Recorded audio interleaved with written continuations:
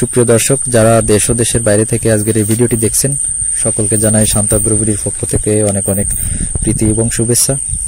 তো দর্শক, আজকের ভিডিওতে আমি দেখাবো খুবই অল্প খরচের ভিতরে কিভাবে আপনাদের খাবারের গুণগত মানটা আরেকটু বাড়িয়ে নিতে পারেন। সবার কাছে হয়তো এই ভালো মানের হাই প্রোটিন যুক্ত খাবার খাওয়ানোর মতো অ্যাবিলিটি থাকে না।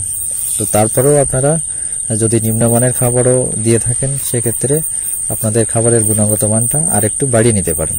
তো আজকের ভিডিওতে মূলত সেই ছোট্ট একটা টিপস আপনাদের সামনে শেয়ার করব। তো অবশ্যই ভিডিওটি শেষ পর্যন্ত দেখতে থাকুন। তো দর্শক, আজকের ভিডিওতে আমি মূলত আলোচনা করব স্পিরুলিনা নিয়ে। তো স্পিরুলিনা এটা হচ্ছে সামুদ্রিক শৈবাল থেকে তৈরি এক প্রকার সুপার ফুড বলা যায়। তো স্পিরুলিনাকে যেহেতু সুপার ফুড বলা হয়, সেক্ষেত্রে বুঝতে পারছেন এর ভিতরে কি কি গুণাগুণ থাকতে পারে। তো আমরা যে সময় আমাদের পুকুরে খাবারটা প্রয়োগ করি, এর সাথে আমরা কিন্তু মিনারেলটাও অ্যাড করি।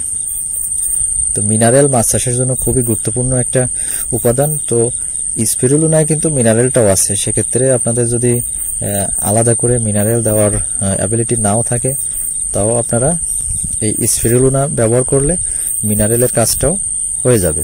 তো এছাড়াও অনেক উপাদান আছে। তো স্পিরুলিনা নিয়ে বিস্তারিত আর আজকের ভিডিওতে আলোচনা করছি না। তো ইন্টারনেটে এটা নিয়ে সার্চ দিলে আপনারা দেখতে পাবেন। আর যদি পরবর্তীতে সময় পাই, তাহলে স্পিরুলিনা নিয়ে আলাদা ভিডিও তৈরি করব।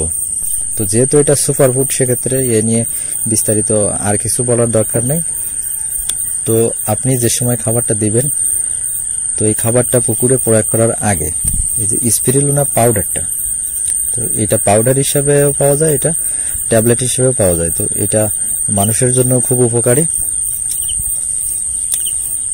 তো আমরা এটা মাছ চাষের জন্য আজকে ব্যবহার করব। তো মাছ চাষের জন্য আমরা মূলত হচ্ছে স্পিরুলিনা এই পাউডারটাই ব্যবহার করব। এটা সামুদ্রিক এক প্রকার শৈবাল থেকে এই পাউডার আকারে তৈরি করা হয়। তো আমরা যে সময় খাবারটা ব্যবহার করব, তো আমরা এই স্পিরুলিনা পাউডারটা পানির ভিতরে দিয়ে ভালো করে চামচ দিয়ে নেড়ে এটা গুলে নিব। এটা সহজে গুলতে চায় না, এটা সহজে পানির সাথে মিশতে চায় না। আপনারা এটা প্র্যাকটিক্যালি দেখবেন। তো বেশ কিছু সময় এটা পানিতে গুলে তারপরে আমরা আমাদের যে খাবারটা প্রয়োগ করব, সেই খাবারের সাথে এটা মিক্সড করে নিব। তো আপনি যতটুকু খাবার দিবেন, তো আপনার সেই খাবারে এই স্পিরুলিনাটা ভালোভাবে মিক্সড করার জন্য কতটুকু পানি দরকার, সেই অনুপাতে আপনারা পানি নেবেন। তো আমি এখানে ব্যবহার করছি প্রন ভাইটাল আনমল ফিডের। এইটার পুষ্টিমান অনেক বেশি, তারপরেও আমি এখানে সামান্য পরিমাণ ব্যবহার করছি। যেহেতু স্পিরুলিনা এটা হচ্ছে সুপার ফুড, অনেক উপাদান আছে এই শৈবালের ভিতরে, তো সেজন্য আমি এই প্রন ভাইটালের সাথেও এটা মিক্সড করছি। তো আপনারা আপনাদের যে কোনো খাবারের সাথে এটা মিক্সড করতে পারেন। আপনার খাবারের গুণগত মানটা যদি একটু কম হয়, সেক্ষেত্রে আপনি পরিমাণ একটু বেশি ব্যবহার করবেন। আর যদি আপনার খাবারের গুণগত মান অনেক ভালো হয়, সেক্ষেত্রে আপনি পরিমাণে কম ব্যবহার করবেন।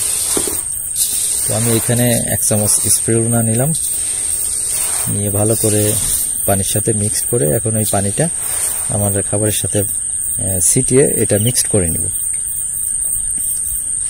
তো এটা মিক্সড করার পরে যে সময় এই পানিটা শুষে নেবে, এই স্পিরুলিনা মিক্সড যে পানিটা, এটা যে সময় শুষে নেবে, তারপরে খাবারটা যখন একটু শুকায় যাবে, তারপরে আমি আমার এই খাবারটা পুকুরে প্রয়োগ করব। তো এই স্পিরুলিনা এটা আপনার 3000 টাকার মতো এরকম পড়বে 1 কেজি। তো 100 গ্রাম স্পিরুলিনা আপনি অনেকদিন ব্যবহার করতে পারবেন।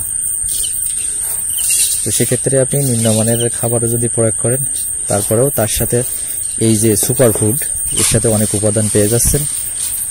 তো অল্প টাকার ভিতরে আপনি আপনার খাবারের যে গুণগত মানটা, এটা বাড়িয়ে নিতে পারছেন। আশা করি আজকের এই টিপসটা আপনাদের অনেক উপকারে আসবে।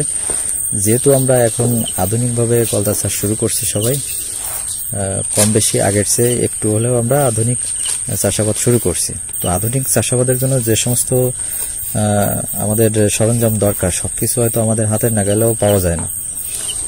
তারপরে আমরা একটু একটু করে আধুনিকতার দিকে এগিয়ে যাচ্ছি। তো আপনি যতই নিম্নমানের খাবার ব্যবহার করেন না কেন, একটা বিষয়ে খেয়াল রাখবেন, আপনার খাবারের বাইন্ডিংটা যেন ভালো হয়। তো এই স্পিরুলিনা মিক্সড যে পানিটা যখন আপনি খাবারের উপর দিলেন, তখন যদি এই খাবারটা গলে যায়, তাহলে কিন্তু এটা আপনি ভালোভাবে ব্যবহার করতে পারছেন না। তো এটা যখন খাবারের সাথে মিক্সড করে রেখে দিবেন, অনেক সময় হয়তো আধা ঘন্টা রেখে দিলেন, দেওয়ার পরে যদি এই খাবারটা স্বাভাবিক অবস্থায় থাকে, এর বাইন্ডিংটা যদি ভালো হয় তাহলে এটা স্বাভাবিক অবস্থায় থাকবে, তাহলে আপনি এটা সঠিকভাবে ব্যবহার করতে পারবেন। তো দর্শক, এই ছিল আজকের ভিডিও। তো আশা করি ভিডিওটি আপনাদের অনেক উপকারে আসবে। তো ধন্যবাদ সাথে থাকার জন্য। দেখা হবে পরবর্তী কোনো ভিডিওতে। ভালো থাকবেন সবাই।